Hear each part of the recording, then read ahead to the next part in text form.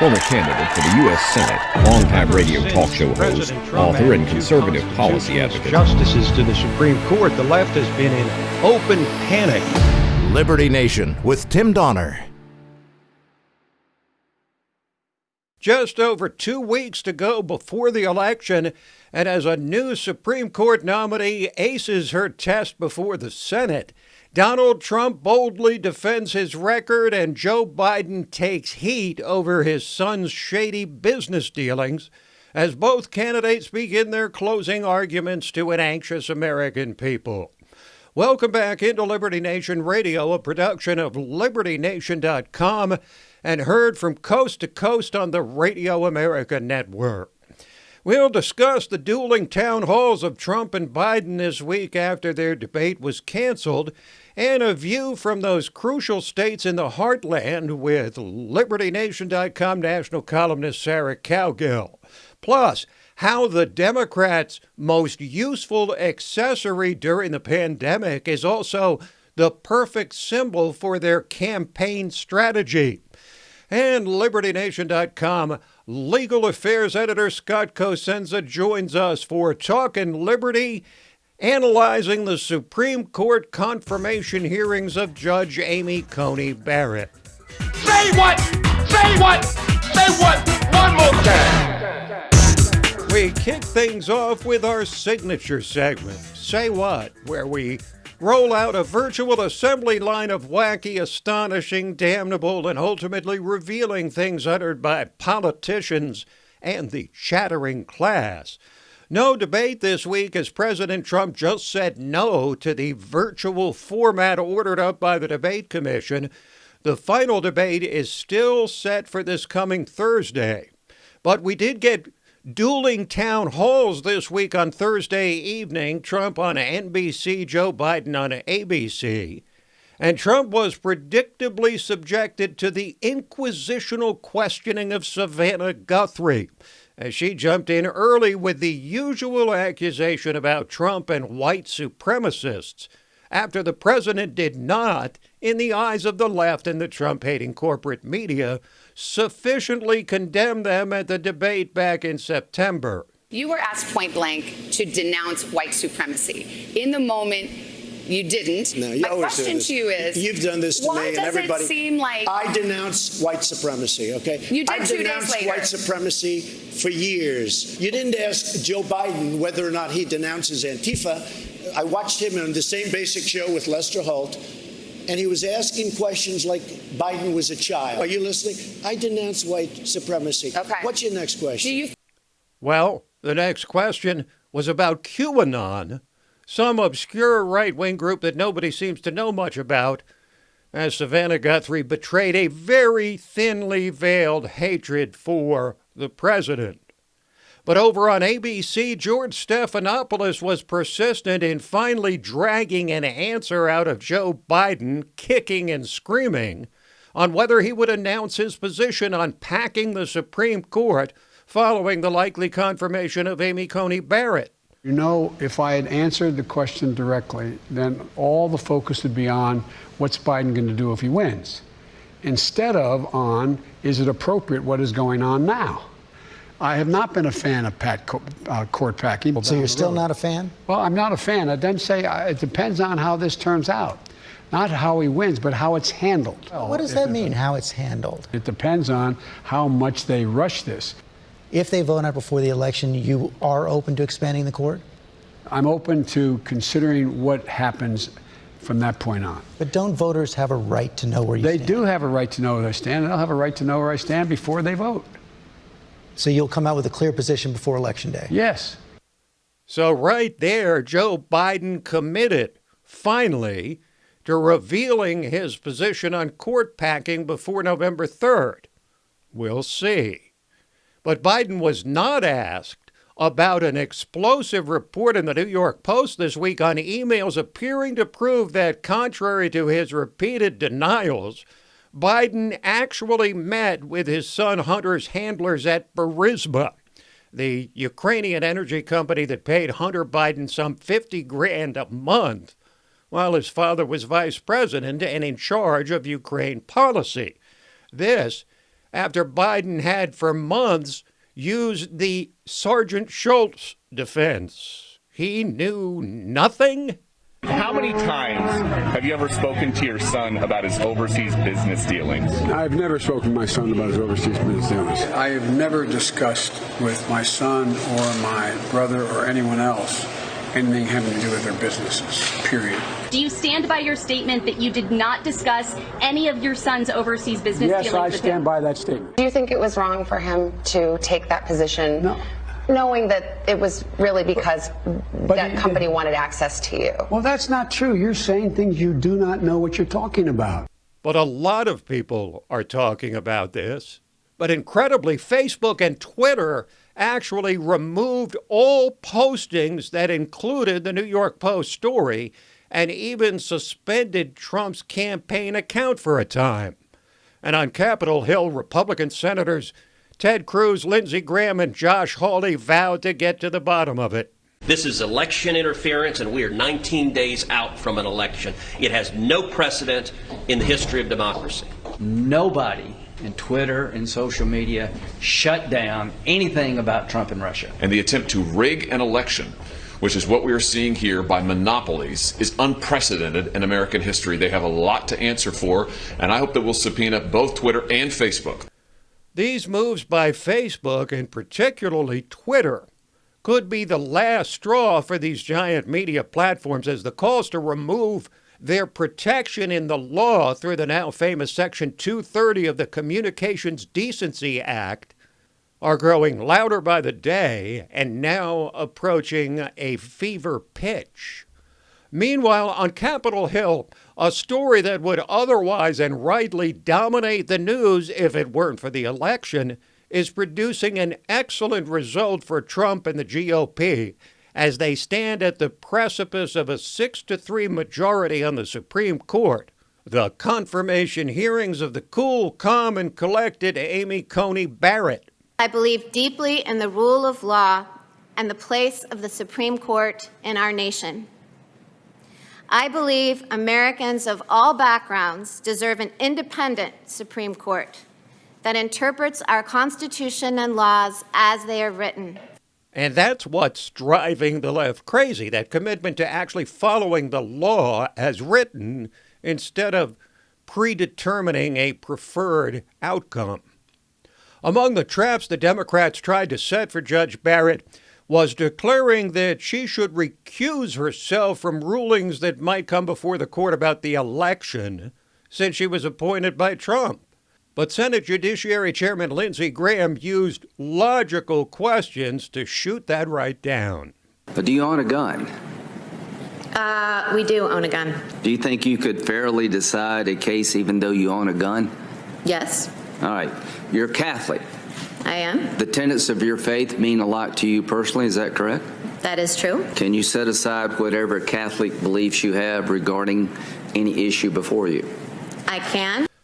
Amy Coney Barrett was by most all accounts a smash hit in her hearings, always seeming to be one step ahead of the senators, not just in her knowledge of the law, but because of her persona, on full display when she, the mother of 2 adopted children from Haiti, was asked how she reacted to the killing of George Floyd.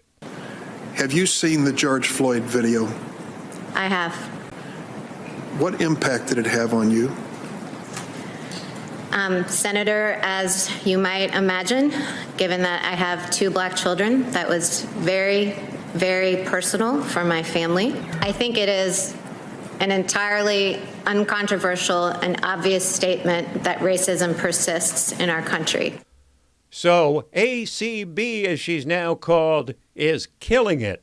Her nomination well on track to full Senate confirmation by the end of this month, barring unforeseen circumstances, which in 2020, of course, do seem to be an everyday occurrence.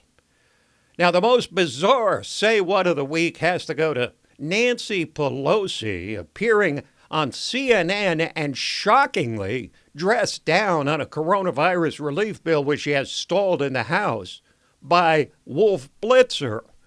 Listen to Pelosi's remarkable conclusion when old Wolf invoked the people still struggling with the downdraft of COVID-19.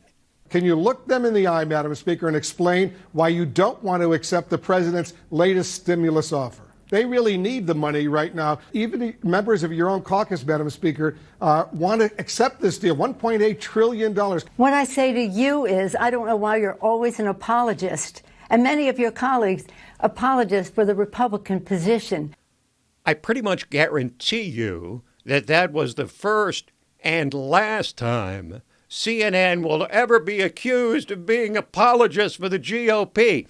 It's so incredible that it qualifies as what Chevy Chase in the famed movie Christmas Vacation called a head sewn to the carpet moment. We'll break away quickly and come back with a view from the crucial battlegrounds in America's heartland on the upcoming election. Election 2020 Big Bottom Flash Reports are coming. On election night, at the bottom of every hour, LibertyNation.com will give you Election Night 2020, 90 seconds at a time, with our Big Bottom Flash Reports. You'll get the drop with our one-stop shop. Tune into LibertyNation.com on election night for our Big Bottom Flash Reports at the bottom of every hour. LibertyNation.com. Liberty Nation with Tim Donner. Well, we're told by polling organizations that Joe Biden is well ahead of President Trump in the race for president. But whether he is or not, no one will deny that the outcome of the election rests essentially on 6 battleground states, where the outcomes are still in doubt. Indeed, Biden's reported lead in those battlegrounds is much smaller than in the national numbers. The 6 swing states are Florida, Arizona, North Carolina, all won by Trump in 2016, along with Pennsylvania, Michigan, and Wisconsin, all also captured by Trump 4 years ago. The first time a Republican has won any of those states since the 20th century. And that trio of states is being heavily targeted by Democrats vowing never to take them for granted again. Now, if Trump wins in those first 3 states, all the focus will center on those states behind what used to be called the blue wall, but no longer after Trump shocked the world by winning them all by narrow margins in 2016. What they have in common, those last trio of states, of course, is that they represent the American heartland. And so it is time to bring in LibertyNation.com's gal on the ground in the heartland, the inimitable Sarah Cowgill. Sarah, welcome back to Liberty Nation Radio. Hello, Tim. Well, that was just like the best introduction ever. Well, you're suffering from a lack of good introductions, apparently. Okay, so Sarah, give us a sense of the vibe, the buzz, the pulse on the ground as you perceive it out in your neck of the woods. Does this lead Biden reportedly holds in all these heartland states seem genuine? And if so, why? And if not, why not? I do not see, with my contacts and my friends and my sources across the heartland, I do not see Biden inching up or moving ahead of Trump any way, shape, or form. And maybe I'm looking in the wrong nook and cranny, but I'm not seeing it whatsoever. Well, compare for us the buzz around Trump in the heartland 4 years ago when he was an upstart challenger to today when he's president. Well, 4 years ago, people were a little on the fence. Trump is not a Republican. He has been a registered Republican. He's been a registered Democrat, but he tends to support the things that he cares about and support the policies and issues that he believes are, America first oriented. A lot of people were on the fence because of his bombastic style and his attitude. And he literally just manhandled those other candidates on the stage, during the debate season. So, when you've got that kind of personality and people were still kind of iffy about in 2016, and they still voted for him over a Democrat. Now, of course, Hillary Clinton was not very likable. I don't think Kamala Harris is likable either. And everybody knows that she's being set up as the takeover person.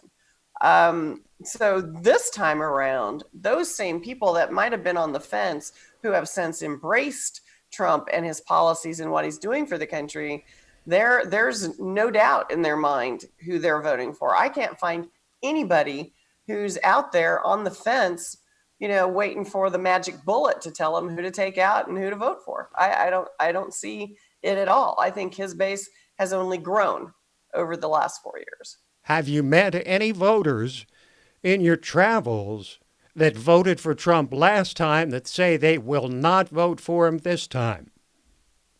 Not a single one. Zero.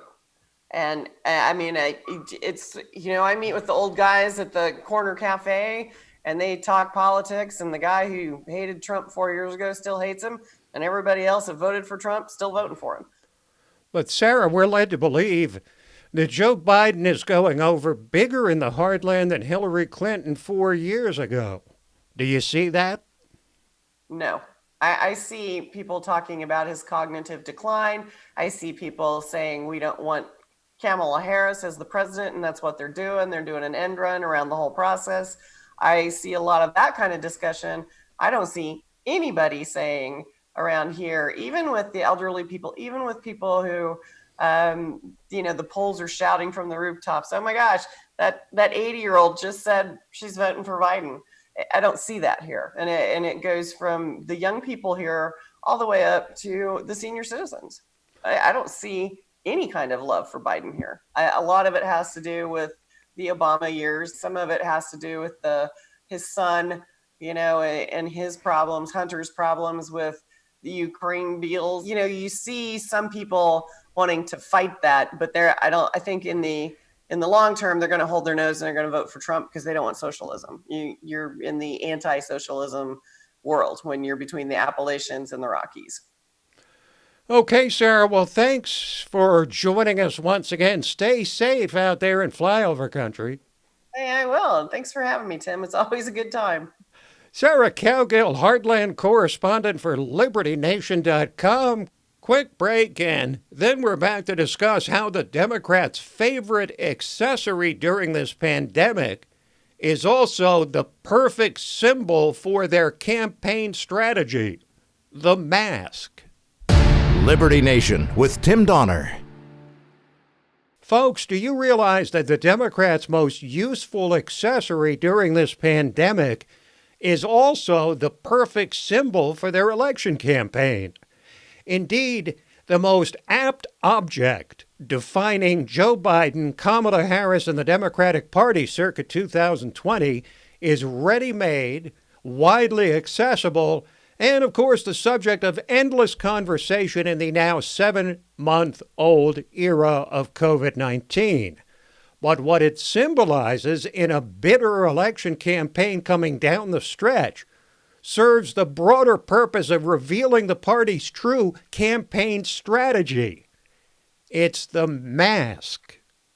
Based on his public statements on the subject, if he had his way and was unconstrained by the U.S. Constitution, Joe Biden, the Democratic presidential nominee, would order a national mandate requiring everyone to wear the mask. It's become nothing less than the symbol of state power, pressed to great political advantage by a party more than willing to exploit the widespread pain of a virulent pandemic to advance their thirst for expanded state control, while simultaneously receiving the electoral benefit of nailing the singular blame for the over 210,000 coronavirus victims to the White House door, like the 95 Theses of Martin Luther. Where would the Democrats be if they could not employ the mask for the dual purpose of justifying a basement, Biden run-out-the-clock strategy, distancing their candidate far from the madding crowd of voters, and instilling a radiating fear of COVID into an already anxious populace? Where would they be if this pandemic had not changed the election year conversation away from widespread insurrection in cities that the Democrats have controlled for decades and allowed them to mask their true beliefs on state-controlled health care, abolishing fossil fuels, raising taxes, re-regulating a deregulating economy, packing the court, and a host of other issues where the historically moderate face of their hapless presidential nominee is used as what else? A mask for the actual leftist power brokers pulling the puppet strings and holding sway behind the curtain.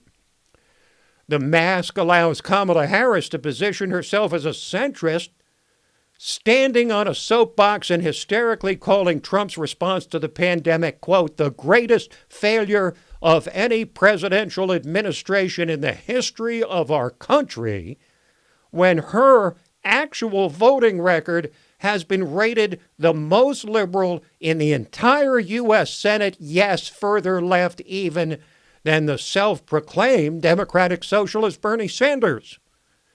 Their fabricated outrage at the president has allowed the Democrats to mask the truth that their own plan for the pandemic is, as Mike Pence stated in the vice presidential debate, little more than plagiarism of the Trump response. They could hardly explain how they would have operated differently had Joe Biden, instead of Donald Trump, been forced to make critical, life-altering decisions on a daily basis.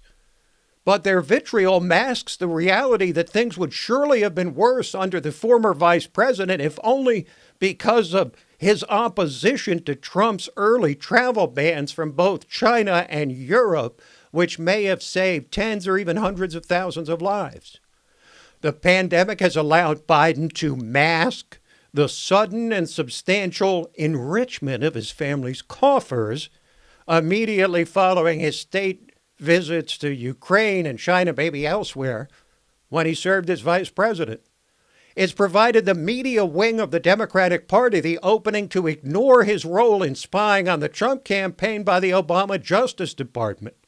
His string of head-shaking remarks about race and a history of plagiarism damaging enough to force him out of a previous presidential race 32 years ago.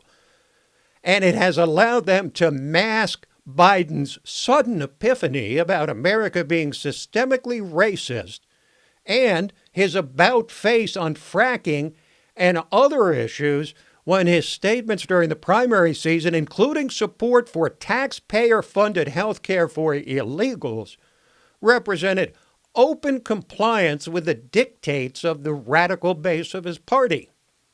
In fact, no matter the outcome of the election, the preponderance of residual images of Biden's presidential campaign which enter the history books will undoubtedly and appropriately show the Democratic nominee wearing his omnipresent mask. Say what you will about President Trump, but few people are mystified by where he stands on any and all issues. His outspoken views on everything have undoubtedly gotten him in a whole heap of hot water. But far from masking his own beliefs, Trump has for years unmasked the very people and ideology who now use the mask to hide their own core beliefs from the voters. On November 3rd and before, will voters across the land be casting their ballots on what they are told by Joe Biden, Kamala Harris, and the Democrats with the mask on, or what they see when the mask is removed? We'll break away for a moment and then come back with Talkin' Liberty. Election 2020 Big Bottom Flash Reports are coming. On election night, at the bottom of every hour, LibertyNation.com will give you Election Night 2020, 90 seconds at a time, with our Big Bottom Flash Reports. You'll get the drop with our one-stop shop. Tune into LibertyNation.com on election night for our Big Bottom Flash Reports. at the bottom of every hour. LibertyNation.com. Liberty Nation with Tim Donner. And now we welcome you to the portion of Liberty Nation Radio, which we entitled Talkin' Liberty, as we're rejoined by our regular contributor, constitutional lawyer, LibertyNation.com legal affairs editor, and the man charged with being our guardian of individual liberty, Scott Cosenza. Hello, Scott. Hello, Tim. Okay, it's all ACB all the time. At the overtime Supreme for the Court Guardian of Liberty this week with overtime just to watch the hearings. I've watched a lot of them, but I want to start with an overarching question for those who aren't clear about it, and I call it the 40 versus 4 formulation. 40 years of Amy Coney Barrett as opposed to 4 years of Donald Trump, and I've made the argument that because of the increasing significance of the Supreme Court, that 40 years of Amy Coney Barrett for conservatives or constitutionalists is more important than 4 more years of Donald Trump. That this nomination is that serious. Do you agree? I would say that Donald Trump's work in regulatory law may be for conservatives worth the squeeze. You know, so you're saying, would you give up, from a conservative political gain perspective or policy perspective, would you give up the Amy Coney Barrett nomination to get another 4 years of Donald Trump? It's a close call, Tim. It's not as obvious to me because justices, we don't know exactly how they're going to rule until they get on the court. We have a better idea, I think, of what Donald Trump would do. And, the things that Donald Trump has done that have been great have been crossing out these volumes of the Federal Register that make, life so choked in the United States, commercial and other activity. So we'll see. Well, there's great hysteria on the left about a 6-3 constitutionalist majority. And I was thinking back, Scott, now correct me if I'm wrong, but I believe this is the first time since the Warren Court in the 1950s and 60s that it's been so lopsided in one direction. Of course, the Warren Court was lopsided in the leftist direction. Yes, and also all these fish that are in, you're dividing the tank of 9 into 2 tanks, and that's a bit of a broad brush, I think. Those conservatives don't all swim together on all issues, and what a Justice Gorsuch would go for or prefer versus a Justice Alito are often not the same thing. Indeed. Think about where the court would be if John Paul Stevens and David Souter, and to some degree Anthony Kennedy, had turned out to be the so-called conservatives that they were supposed to be. And if Harry Blackmun hadn't been the guy appointed by a Republican who wrote Roe versus Wade, Earl Warren himself appointed by Dwight D. Eisenhower, this court may have looked very different over the years if the justices appointed by Republicans had turned out to be what they had thought or hoped they would be. That's right. Okay, now let's talk about ACB herself. Start with her temperament. I think of cool, calm, collected, confident, deferential, but in charge, one step ahead of senators. Yes, and no surprise there, Tim. If that wasn't the case, we never would have seen her in the first place because she would not have been nominated. Just as a person who spent some years on the courts of appeal after being an esteemed law professor. So I don't think that was a surprise to anyone that she has a keen judicial temperament. Let's talk about the recusal issue because, of course, the left wants, I wouldn't say demanding, but if they could, they would demand that she recuse herself from any decisions regarding the upcoming election because she was appointed by Trump. Give for us a sense of when a recusal of a Supreme Court justice is appropriate and when it is not. Well, if Ms. Barrett had, for instance, worked on the Trump campaign, then it would be appropriate for her to recuse herself from cases involving the campaign. But it's up to the Supreme Court to decide when they will recuse themselves, the justices, because the Supreme Court's an independent body, and to take that direction from the U.S. Senate would be sublimating themselves to it. And the Constitution gives no guidance on recusals, so it's up to the justices themselves to determine a framework by which they will, evaluate that issue and take action when required. We don't really have, Tim, a circumstance, where there are recusal issues that are sort of genuine and founded outside of politics. Typically, recusals come forth because justices own stock in a company that may have business before the court or something rather mundane. Yes, I believe Justice Kagan had to recuse herself from a case a couple years ago for that very reason. So it does happen, but not usually because you might decide on an issue that affects the president that appointed you. Let's talk. That issue alone, Tim, has never before been cause for recusal. Almost every justice, I'm trying to think of, justices usually rule on issues that affect the administration before them. In other words, the only way you wouldn't is if it were an outgoing administration. Like, for instance, if there were an actual Merrick Garland confirmation, presumably he wouldn't rule on much. But even then, he would rule on, for instance, we have Obamacare in the courts, right? So that would be an issue that came up, put in play by an administration that advanced his nomination. So where does it stop? That's just a purely political maneuver, I think, not really grounded in a legal criticism. All right, let's talk about what impact ACB might have on important cases regarding liberty. And we talked about the ACB-ACA formulation, Affordable Care Act. The left had hammered as hard as they could, not necessarily so much at her, but at the issue of her being the deciding vote to trash Obamacare. Big case coming up before the court a week after Election Day. But by most of the forecasts from people who study this stuff, it seems to me that the severability issue is not one that's likely to result in the entire law being trashed. You already have a couple of the justices that in previous rulings have hinted at the fact that one part of the law could be severed and keep the law in toto intact. Well, that's why I use the word may, Tim. We'll have to see. Those hints and forecasts are just that.